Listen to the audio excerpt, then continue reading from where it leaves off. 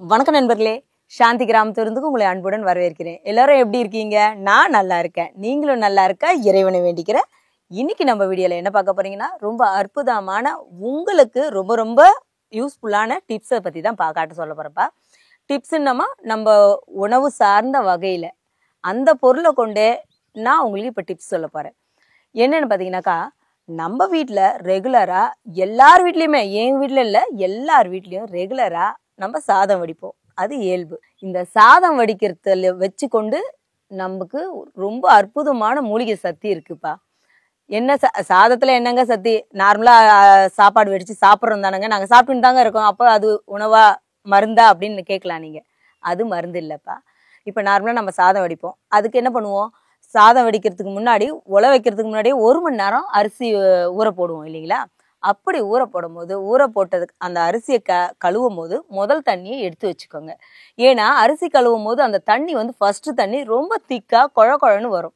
அந்த தண்ணி குழ குழன்னு வர சொல்ல நீங்க எடுத்து வச்சுக்கிட்டீங்கன்னாக்கா, அந்த தண்ணியை கொண்டு நம்ம உடலுக்கு ஒரு 3 டிப்ஸ் இருக்கு. டிப்ஸ்ன்னு சொல்றதை விட மருந்தாவே யூஸ் ஆகுதுன்னு சொல்லலாங்க. இப்ப பாத்தீங்கன்னாக்கா, முதல்ல அந்த தண்ணியை கொண்டு அரிசி கழுவுன தண்ணியை எடுத்து நம்ம பானைச்சட்டி, இப்ப பாருங்க இந்த பானைச்சட்டில நான் ஊத்தி வைக்கிறேன். இதை தான் நான் காலையில எப்பவும் முகம் கழுவுங்க. அந்த தண்ணியை அடுப்பு மேல சாதம் வடிச்சிட்டு அடுப்பு மேல கொஞ்ச நேரம் போட்டு வைப்பேன்.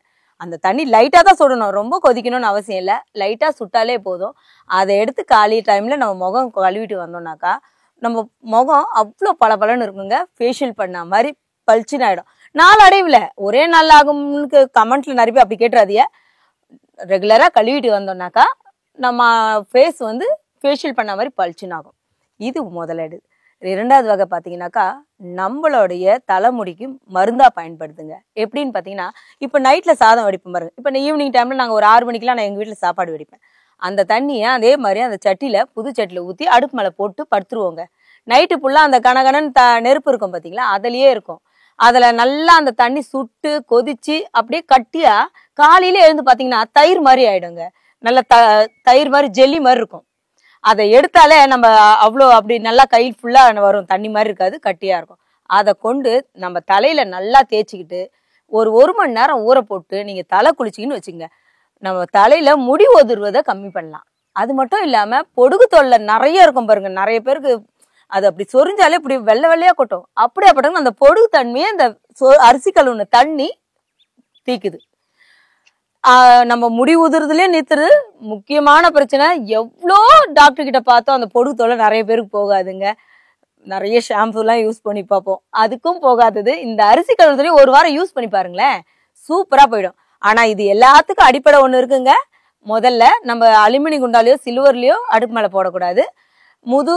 புதுசா வாங்கிட்டு வந்து இந்த பானை சட்டி, குடுவை, அந்த மாதிரி கடாய், அந்த மாதிரி எல்லாமே மண்பாண்டத்தை சொல்றேன், அதுல போட்டு வைங்க. ஏன்னா அதில் தான் கொஞ்சம் நல்லா எஃபெக்ட். மண்ணுக்கும் தண்ணிக்கும் இருக்கிற ஒத்துமை உங்களுக்கு நல்லாவே தெரியும் இல்லைங்களா? அதனால நல்ல எஃபெக்ட் காட்டும். 3வது வகையா நம்ம உள்ளுக்கு சாப்பிட்றதுங்க. இப்ப நார்மலா நாங்கெல்லாம் எங்கள் வீட்டுல நடக்கிறத தான் நான் உங்ககிட்ட பகிர்ந்துக்கிறேன். இப்ப நார்மலா எங்க வீட்டுல என்ன பண்ணும் தெரியுமாங்க? சாதம் வடிச்சாக்கா, வடிச்ச சாதம் சுட சுட அந்த தண்ணி இருக்கும் பாத்தீங்களா, சாதம் வடிச்ச தண்ணி, அதுல உப்புக்கல்ல போட்டு சூடா காஃபிக்கு பதில் நான் அதை குடிப்போம். குடிச்சிங்கன்னா நமக்கு அவ்வளோ எனர்ஜி இருக்கும். காஃபி குடிச்சா கூட அப்படி ஒரு எனர்ஜி கிடைக்காதுப்பா. ஆனா அந்த சாதம் வடிச்ச தண்ணி குடிச்சிங்கன்னா அவ்வளோ எனர்ஜியா இருக்கும், உடம்பும் சுறுசுறுப்பா இருக்கும். அதை இயல்பா நிறைய வீட்டுல செய்வாங்க, நான் மட்டும் இல்லைங்க. நிறைய வீட்டுல அந்த சாதம் வடிச்ச தண்ணி சூடா காஃபிக்கு பதில் குடிப்பாங்க நிறைய பேர் வீட்டுல. ஆனா அதுக்கு பதில் நம்ம அரிசி கழுவுன தண்ணிய அடுப்பு மேல போட்டு சும்மா லைட்டா சுட்டா போதுங்க. அதுல ஒரு உப்புக்கல்ல சேர்த்து நீங்க அதை குடிச்சு வந்தீங்கன்னாக்கா, பெண்களுக்கு மாதத்துல அந்த 3 நாட்கள் இருக்கு இல்லையா, மாதவிடா நாட்கள்ல அதை குடிச்சு வந்தீங்கன்னாக்கா நிறைய பேருக்கு வயிற்று வலி தாங்க முடியாதுங்க. பீரியட்ஸ் டைம்ல நிறைய பேருக்கு வயிற்று வலி வரது வந்து இயல்பு. அந்த வயிற்று வலியை கட்டுப்படுத்தும். ஏன்னா நம்ம அந்த தண்ணி சூடா குடிக்கும் போதுங்க, நம்ம வயிற்றுல அந்த பீரியட்ஸ் நாட்கள்ல அழுக்குங்க சேர்ந்துருக்கும் பாருங்க, அந்த அழுக்கெல்லாம் அதை அடிச்சுக்கிட்டு வெளியே எடுத்துட்டு போயிடும். இது மட்டும் இல்லாம கர்ப்பப்பையில நீர்க்கட்டி உருவாகுங்க. அந்த நீர்க்கட்டியை அது குறைக்க தன்மை உடையது. இதை நாளடைவில் நம்ம இப்ப இதெல்லாம் வந்து தேடி கண்டுபிடிச்சி எடுத்துதான் சாப்பிடணுன்ற அவசியமே இல்லையே. எல்லார் வீட்லயும் சாதம் வடிக்கிறோம், எல்லார் வீட்லயும் அரிசி கழுவியே ஆகும். அந்த தண்ணி எடுத்து நம்ம அடுப்பு மேல போடுறது ஒன்றும் பெரிய வேலை இல்லை இல்லையா? நீங்க நார்மலா நான் விறகு அடுப்பு வச்சு யூஸ் பண்ணலங்க, கேஸ் தாங்கன்னா பரவாயில்லைங்க, கேஸ்ல கூட யூஸ் பண்ணலாம். இன்னைக்கு சிட்டியில கூட நிறைய வீட்டுல மண்பாண்டங்க யூஸ் பண்றதை நான் பார்த்திருக்கேன். என்னை சார்ந்தவங்க வீட்லயும் சரி, நிறைய என் ஃப்ரெண்ட்ஸ் வீட்லயும் சரி, மண்பாண்டத்துல சமைக்கிறது, மீன் குழம்பு வைக்கிறது இதெல்லாம் வந்து மண் சட்டியில தான் யூஸ் பண்றீங்க இல்லையா? அதில் வச்சு கேஸ்லயே நீங்க வச்சுக்கலாங்க. லைட்டா சூடுபடுத்தி இந்த மாதிரி யூஸ் பண்ணிட்டு வாங்க.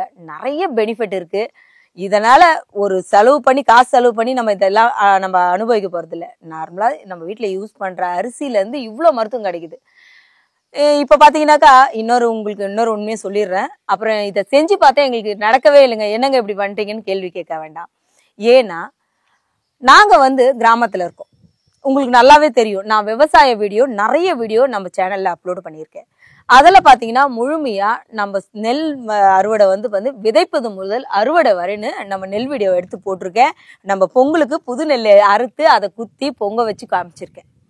இப்படி நாங்க விளைய வைக்கிறது வந்து பாத்தீங்கன்னா ஆர்கானிக் மூலியமா விளைய வைக்கிறோம். எந்த கெமிக்கலும் போடுறது கிடையாதுப்பா. வெறும் மண்ணுக்கு வந்து பாத்தீங்கன்னாக்கா நம்ம மாட்டோட தொழு உரமோ அடி உரமா வேப்ப முன்னாக்கு போடுவோம். ஏன்னா வேரழுகள், வேறு பூச்சி அரிச்சிரமா இருக்கிறதுக்கு வேப்ப முன்னாக்கு போடுவோம். சில ஒரு பயிர் ஒரு குறிப்பிட்ட அளவுக்கு வந்த பிறகு பாத்தீங்கன்னாக்கா நம்மளோட வேப்ப இலைய சாறு, ஒரு 5 இலை சாறு எடுத்து கொடுப்போம். சரி, பயிர் வளர்ச்சி இல்லாம இருக்கா, மீனாமலும் தெளிப்போம். இது இல்லாம பஞ்சகாவியம், அமிர்த கரைசல், இந்த மாதிரி நாங்களே உருவாக்குற நாட்டு மாட்டுலேருந்து வரக்கூடிய மருந்தை தான் தெளிக்கிறோம்பா. அதனால ஆர்கானிக் மூலியமா நெல்லை விளைய வைக்கிறோம்.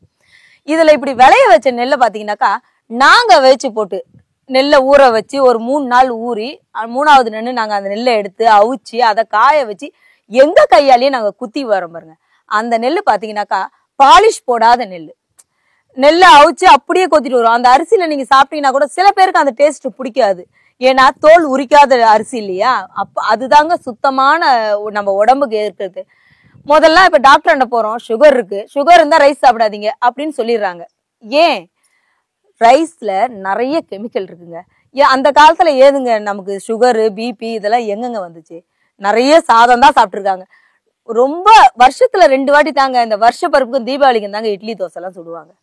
ஆனா எங்க வீட்டுங்கள்ல பாத்தீங்கன்னாக்கா எப்பவும் 3 வேரமும் அரிசி சாதம் தான், இல்லைன்னா கூழ் சாப்பிடுவோம். இந்த அரிசியில சாப்பிட்டு நோய் நொடிலாம் வந்ததே கிடையாதுப்பா. அதனாலயே நம்ம முக்காவாசி ஆர்கானிக் மூலியமா விளைய வச்ச அரிசியில தான் நான் இப்ப கொடுத்த உங்களுக்கு இந்த 3 டிப்ஸும் பாத்தீங்கன்னா ஆர்கானிக் மூலியமா விளைய வச்ச டிப் இதுதான். அதுல செஞ்சீங்கன்னாக்கா உங்களுக்கு உங்க ஃபேஸுக்கும் ஃபேஷியல் பண்ண மாதிரி இருக்கும். ரொம்ப நல்லா ஃபேஸும் பிரைட் ஆகும், நம்ம உடம்பும் ஆரோக்கியமா இருக்கும். நீங்க கேள்வி கேட்கலாம், நீங்களே விளைய வைக்கிறீங்க, நீங்களே அரிசி குத்தி நீங்களே சாப்பிட்டுக்கிறீங்க, அதனால நீங்க சொல்றீங்க அப்படின்லாம்.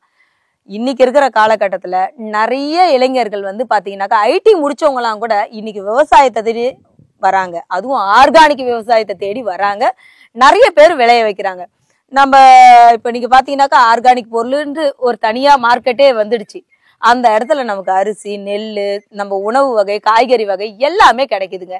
நீங்க அப்படி தேடி கண்டுபிடிச்சு வாங்கி நம்ம உடம்ப ஆரோக்கியமா வச்சுக்கோங்க. எங்களால முடிஞ்ச உணவை கூட, நஞ்சில்லா உணவை நான் மக்களுக்கு கொடுக்கணும் அப்படின்ற ஒரு அபிப்பிராயத்தில் தான் நாங்க எங்க வீட்டுல விவசாயம் பண்றதுல நாங்க கெமிக்கல் கலக்காம ஆர்கானிக் மூலியமா விவசாயம் பண்ணிட்டு இருக்கோம். இந்த இடம் வந்து பாத்தீங்கன்னா எங்களோட பூர்வீக இடம் கிடையாதுங்க. நாங்க இந்த இடம் வாங்கி 8 வருஷம் ஆகுது. எங்களுக்கு முன்னாடி பயிர் வச்சவங்க எல்லாமே மருந்து கெமிக்கல் கலந்து தான் பயிர் வச்சுட்டு இருந்தாங்க. எனக்கு வந்து அந்த கெமிக்கல்ல போறதுக்கு அவ்வளவு விருப்பம் கிடையாது. எங்களுக்கு வருமானம் அந்த விளைச்சல் கம்மியா கிடைச்சாலும் பரவாயில்ல, என் பிள்ளைங்க நஞ்சில்லா உணவை சாப்பிடணுன்ற ஒரே எண்ணம் மட்டும்தான். எல்லாமே நஞ்சு தான் கலந்துருக்கு இன்னைக்கு இருக்கிற காலகட்டத்துல உலகத்திலேயே. இந்த உணவாவது என் குழந்தைங்களுக்கு நான் நஞ்சில்லாத உணவு கொடுக்கணும்னு. குழந்தைங்களுக்குனா கொஞ்சம் தாம விளைய வைக்க முடியும். ஏன் விளைய வைக்கிறதுல என் பக்கத்துல இருக்க என் ஃப்ரெண்ட்ஸு, என் சொந்தக்காரங்க, என் சுத்தி இருக்கிற மக்களுக்கும் கொடுக்கணுன்ற ஒரு நல்ல எண்ணத்துல தான் நான் ஆர்கானிக் மூலியமா விளைய வைக்கிறேன். கொடுத்துட்டே இருக்கேன்னு நினைக்கிறேன். இப்பவும் பாத்தீங்கன்னாக்கா நம்ம கீரை விரைச்சிருக்கோம், புடலங்காய் போட்டிருக்கோம், சொரக்காய் போட்டிருக்கோம். இதெல்லாம் வந்து நான் நிறைய போடலப்பா, கொஞ்சம் கொஞ்சம் நமக்கு தேவைக்கு போக என் மக்களுக்கு கொடுக்கணுன்ற ஒரு நல்ல எண்ணத்துல கொஞ்சம் கொஞ்சம் போட்டிருக்கேன். இதை நான் கொடுத்துட்டே இருக்கேன். சூரியகாந்தி, நெல் பயிர், வேர்க்கடலை, அப்புறம் பாத்தீங்கன்னா சோளம், இதெல்லாம் நான் ஆர்கானிக் மூலியமா விளைய வச்சு என்னை சார்ந்தவங்களுக்கு கொடுத்துட்டு இருக்கேன். சூரியகாந்தி போட்டா எண்ணெய் ஆடி எல்லாருக்கும் எண்ணெய் கொடுப்பேன். வேர்க்கடலை போட்டாலும் கடலை எண்ணெய் கொடுப்பேன். வேர்க்கடலை பயிராவும் கொடுப்போம். இந்த மாதிரி என்னால முடிஞ்ச உதவியை நான் மக்களுக்கு செய்யணும்னு ஆசைப்படுறேன். இன்னும் செய்வேன் அப்படின்ற ஒரு நம்பிக்கையில இருக்கேன். அதே மாதிரி இந்த டிப்ஸ் எதனாலன்னு சொன்னேன்னாக்கா ஆர்கானிக்ன்ற ஒரு பேருக்கோசம் தாங்க உங்களுக்கு நான் சொல்லியிருக்கேன். அந்த மாதிரி அரிசி எங்க கிடைக்குதுன்னு பார்த்து வாங்கி சாப்பிடுங்க. அதுல எந்த நோயும் கிடையாதுங்க, எந்த நஞ்சும் கலக்காதுங்க. எந்த கெமிக்கலும் இல்லாத இடம். நீங்க சாப்பிட்டு பயனடைங்க. இந்த டிப்ஸ் உங்களுக்கு ரொம்ப ஹெல்ப்ஃபுல்லா இருக்கும்னு நான் நினைக்கிறேன். நன்றி மக்களே. இந்த வீடியோ உங்களுக்கு பிடிச்சிருந்தா லைக் பண்ணுங்க, ஷேர் பண்ணுங்க, கமெண்ட் பண்ணுங்க. மறக்காம சப்ஸ்கிரைப் பண்ணுங்க. கூடவே பெல் ஐக்கனை கிளிக் பண்ணுங்க. அப்பதான் நாங்க போடுற வீடியோ உடனுக்குடன் உங்கள் பார்வைக்கு. எங்க வீடியோவை பொறுத்த வரைக்கும் நஞ்சில்லா உணவு விளைய வைக்கிறது எப்படின்னு பாத்துக்கோங்க. நன்றி. வாழ்க வளமுடன்.